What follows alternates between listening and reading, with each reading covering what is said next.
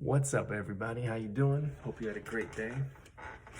I actually wasn't going to do a video today because my kiddo didn't go down for her nap, but everyone is finally sleeping. It's late at night here, and that's why you're getting my sexy inside voice.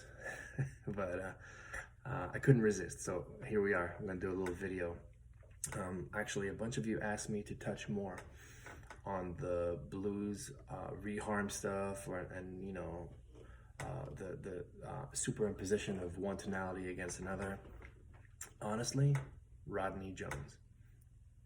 He's one of my favorite guitar players. He's incredible. I've gotten to study with him for a while, which was mind-blowing.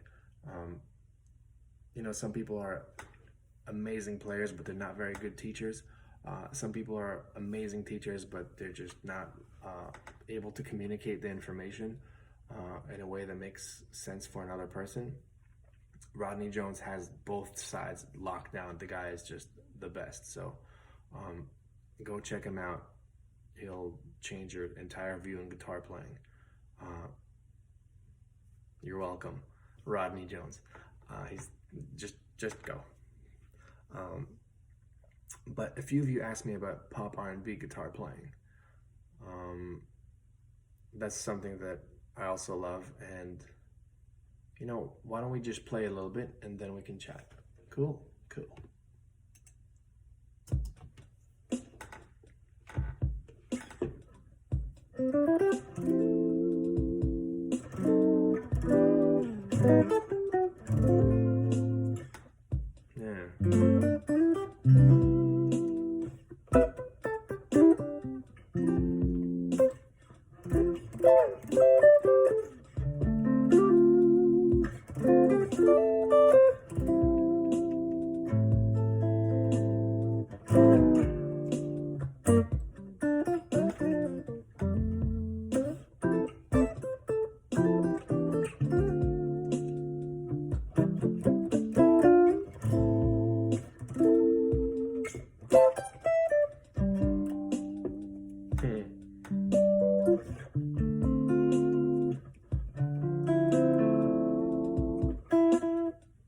Tune that up a little bit.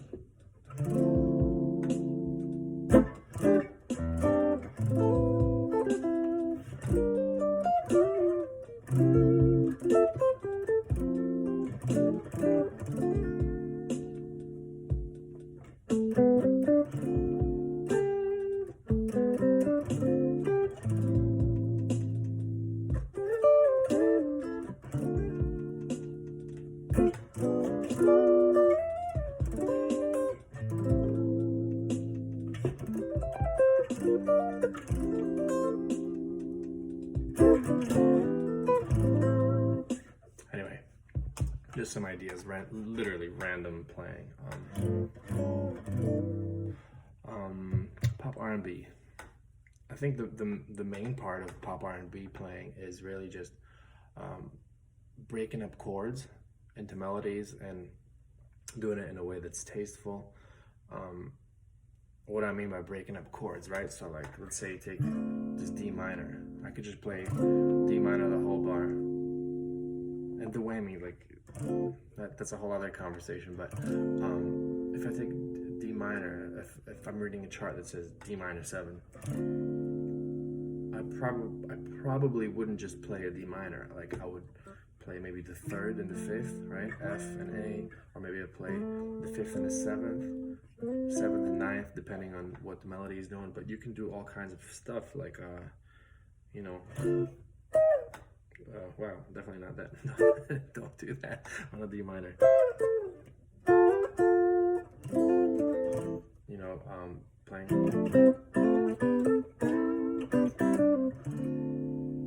Just taking the chord and breaking it up. Right? There's all just different spellings over D minor. But again, this goes into a bigger topic, excuse me, while I have a sip here. It goes into a bigger topic, which is making tasteful choices, right? You see a lot of incredible players on R&B gigs, and a lot of them actually come in and they'll play, and it's like, whoa, whoa, whoa, whoa, whoa, don't be that person. Everyone can play after a certain level. Everyone can play, and everybody can play well. But it's about how do you control the monster. So for me, it was always, the biggest challenge was, how do I make tasteful choices and yet make parts that are memorable?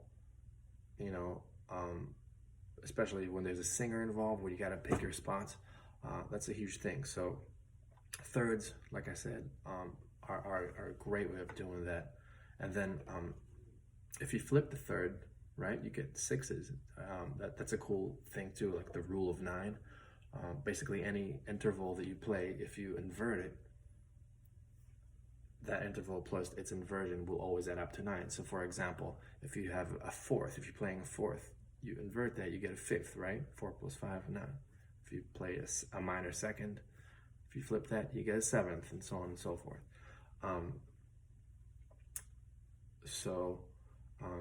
Yeah, like if you're playing the third, for example, right? Let's say I'm playing in D minor. Let's say I play F and A, the third and the fifth. If I take that A and I play it up here, suddenly I have a sixth, right? That's a beautiful sound too. So if you got the thirds,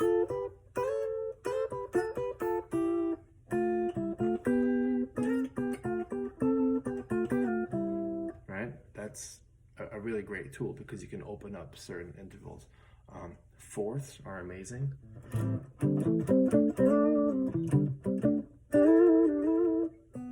Sorry, I'm going out of tone here.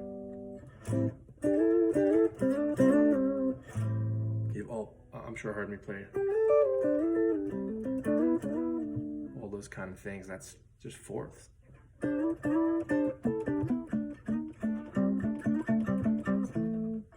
It's a beautiful sound, and you can add more than just.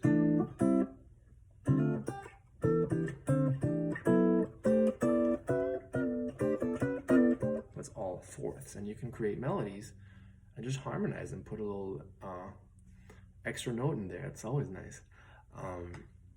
So yeah, spice those up, but do it tastefully. Listen to the singers. That's another thing. Speaking of Rodney Jones, man, he changed my world. He had me listen to a song, and he said, listen to it and pay attention and learn it. So we did a listen through. I didn't play anything. We just checked it out.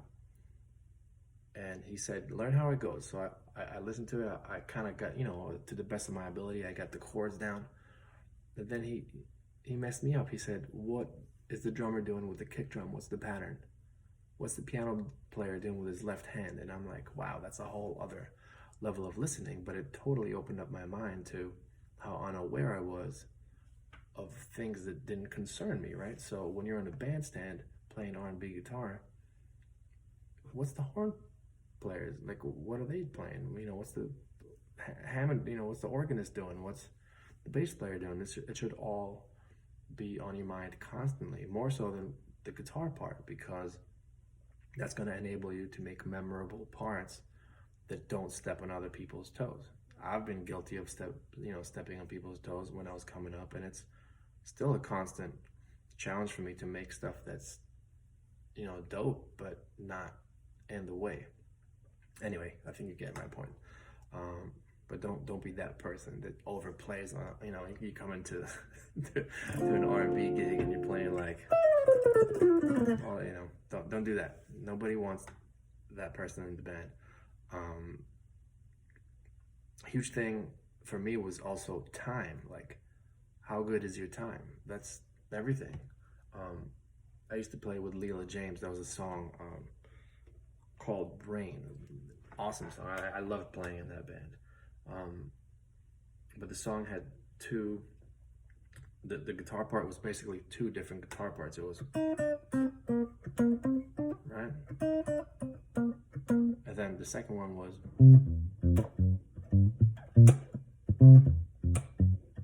and together they went.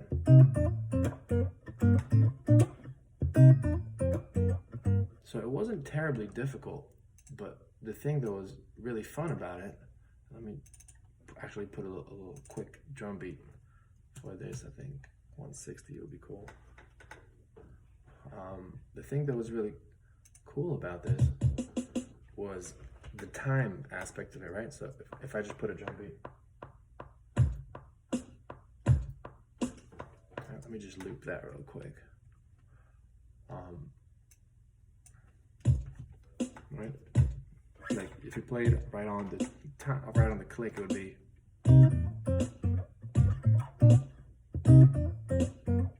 Or if you pull it back, it becomes this.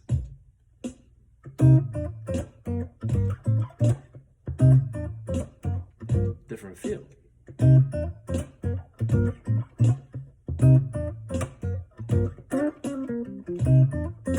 Right?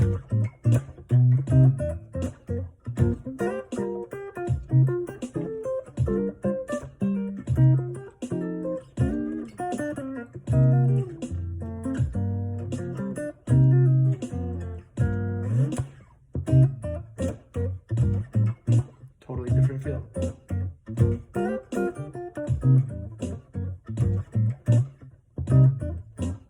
Maybe you push it, maybe you go ahead.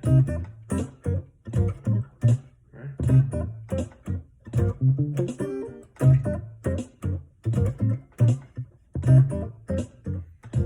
The idea is that I never lose that pulse. And, you know, ask yourself, can you play a relatively simple idea but treat it in a way that is still constant with the time? You don't lose tempo, but even though you know, like, you don't lose the tempo of it, even though you're bobbing back and forth on how you're feeling against that tempo. Does that make sense? Anyway, to me, that's a huge part of playing that pop R&B style, is time, and playing it artistically, but like confidently, you know. And then, of course, like I said, picking your spots so you're not stepping on anyone's toes. And let me just touch on this whammy bar thing, because I kind of alluded to it before. Don't be this person. You know, a lot of people get caught up on the whammy bar, and, like, you know, if you listen to the greats, you know, like Cornell Dupree or like Jubu, like those guys are amazing, but that's their thing. I see so many people that gravitate to just like, they instantly go to the whammy bar, and I think it's really important when you're playing R&B guitar. Again, it's just my opinion. Like DW, my friend Dwayne says, no shots, just encouragement. But I think it's really, really important to work stuff on your left hand as well. Like, don't automatically go to the whammy bar, right? Play. Use this hand to work your string. And again, don't overdo it. I'm kind of overdoing it now, but.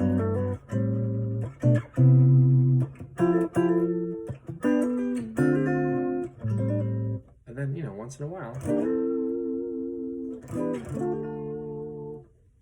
Again, I mean, there's no rule book for this stuff, but I think it's really important to just not automatically just lock into the whammy bar, just not tremolo everything. Or you can disagree with me too, that's fine. But that's my 2 cents. R&B guitar, pop R&B guitar, it's really honestly more about placements. And like I said, everyone at a certain level can play, and everybody's got chops, and there's a lot of incredible players out there. But to me, it's about what choices do you make? How do you contribute to a whole ensemble? How aware are you of other people around you?